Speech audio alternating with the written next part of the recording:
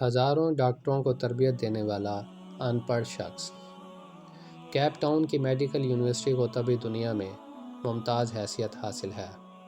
دنیا کا پہلا بائی پاس آپریشن اسی یونیورسٹی میں ہوا تھا۔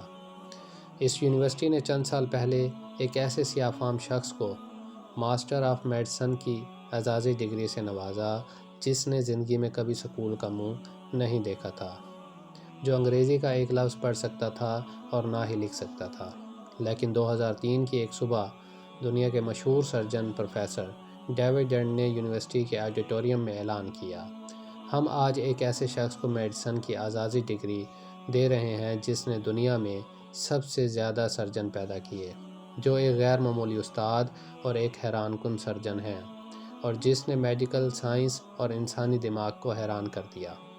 اس اعلان کے ساتھ ہی پروفیسر نے ہیملٹن کا نام لیا اور پورے آڈیٹوریم نے کھڑے ہو کر اس کا استقبال کیا۔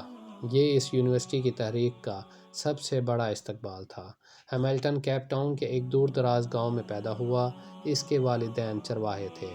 وہ بکری کے کھال پہنتا تھا اور پہاڑوں پر سارا دن ننگے پاؤں پھرتا تھا۔ بچپن میں اس کا والد بیمار ہو گیا، لہٰذا وہ بھیڑ بکریاں چھوڑ کر کیپ ٹاؤن آ گیا۔ ان دنوں کیپ ٹاؤن یونیورسٹی میں تعمیرات جاری تھیں۔ وہ یونیورسٹی میں مزدور بھرتی ہو گیا۔ اسے دن بھر کی محنت مشقت کے بعد جتنے پیسے ملتے تھے وہ یہ پیسے گھر بھجوا دیتا تھا اور خود چنے چبا کر کھلے گراؤنڈ میں سو جاتا تھا۔ وہ برسوں مزدوروں کی حیثیت سے کام کرتا رہا۔ تعمیرات کا سلسلہ ختم ہوا تو وہ یونیورسٹی میں مالی بھرتی ہو گیا۔ اسے ٹینس کورٹ کی گھاس کاٹنے کا کام ملا۔ وہ روز ٹینس کورٹ پہنچتا اور گھاس کاٹنا شروع کر دیتا۔ وہ 3 برس تک یہ کام کرتا رہا۔ پھر اس کی زندگی میں ایک عجیب موڑ آیا اور وہ میڈیکل سائنس کے اس مقام تک پہنچ گیا جہاں آج تک کوئی دوسرا شخص نہیں پہنچا۔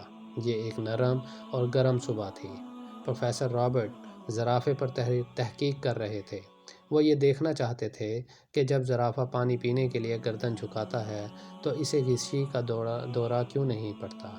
انہوں نے آپریشن ٹیبل پر ایک زرافہ لٹایا، اسے بے ہوش کیا، لیکن جو ہی آپریشن شروع ہوا زرافے نے گردن ہلا دی۔ چنانچہ انہیں ایک ایسے مضبوط شخص کی ضرورت پڑ گئی جو آپریشن کے دوران زرافے کی گردن جکڑ کر رکھے۔ پروفیسر تھیٹر سے باہر آئے۔ سامنے ہیملٹن گھاس کاٹ رہا تھا۔ پروفیسر نے دیکھا وہ ایک مضبوط قد کاٹ کا صحت مند جوان ہے۔ انہوں نے اسے اشارے سے بلایا اور اسے زرافے کی گردن پکڑنے کا حکم دے دیا۔ ہیملٹن نے گردن پکڑ لی۔ یہ آپریشن 8 گھنٹے جاری رہا۔ اس دوران ڈاکٹر چائے اور کافی کے وقفے کرتے رہے، لیکن ہیملٹن زرافے کی گردن تھام کر کھڑا رہا۔ آپریشن ختم ہوا تو وہ چپ چاپ باہر نکلا اور جا کر گھاس کاٹنا شروع کر دی۔ دوسرے دن پروفیسر نے اسے دوبارہ بلا لیا۔ وہ آیا اور زرافے کی گردن پکڑ کر کھڑا ہو گیا۔ اس کے بعد یہ اس کی روٹین ہو گئی۔ وہ یونیورسٹی آتا، 8-10 گھنٹے آپریشن تھیٹر میں جانوروں کو پکڑتا اور اس کے بعد ٹینس کورٹ کی گھاس کاٹنے لگتا۔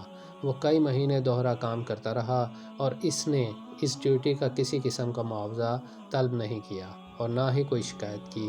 پروفیسر رابرٹ اس کی استقامت اور اخلاص سے متاثر ہو گیا اور اس نے اسے مالی سے لیب اسسٹنٹ بنا دیا۔ ہیملٹن کی پروموشن ہو گئی۔ وہ اب یونیورسٹی آتا، آپریشن تھیٹر پہنچتا اور سرجنوں کی مدد کرتا۔ یہ سلسلہ بھی برسوں جاری رہا۔ 1958 میں اس کی زندگی میں دوسرا اہم موڑ آیا۔ اس سال ڈاکٹر برنارڈ یونیورسٹی آئے اور انہوں نے دل کی منتقلی کے آپریشن شروع کر دیے۔ ہیملٹن ان کا اسسٹنٹ بن گیا۔ وہ ڈاکٹر برنارڈ کے کام کو غور سے دیکھتا رہتا۔ ان آپریشنوں کے دوران وہ اسسٹنٹ سے ایڈیشنل سرجن بن گیا۔ اب ڈاکٹر آپریشن کرتے اور آپریشن کے بعد اسے ٹانکے لگانے کا فریضہ سونپ دیتے۔ وہ انتہائی شاندار ٹانکے لگاتا تھا۔ اس کی انگلیوں میں صفائی اور تیزی تھی۔ اس نے ایک دن میں 50 لوگوں کے ٹانکے لگائے۔ وہ آپریشن تھیٹر میں کام کرتے ہوئے سرجنوں سے زیادہ انسانی جسم کو سمجھنے لگا۔ چنانچہ بڑے ڈاکٹروں نے اسے جونیئر ڈاکٹروں کو سکھانے کی ذمہ داری سونپ دی۔ وہ اب جونیئر ڈاکٹروں کو آپریشن کی تکنیک سکھانے لگا۔ وہ آہستہ آہستہ یونیورسٹی کی اہم ترین شخصیت بن گیا۔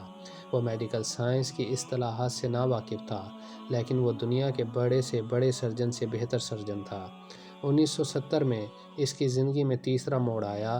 اس سال جگر پر تحقیق شروع ہوئی۔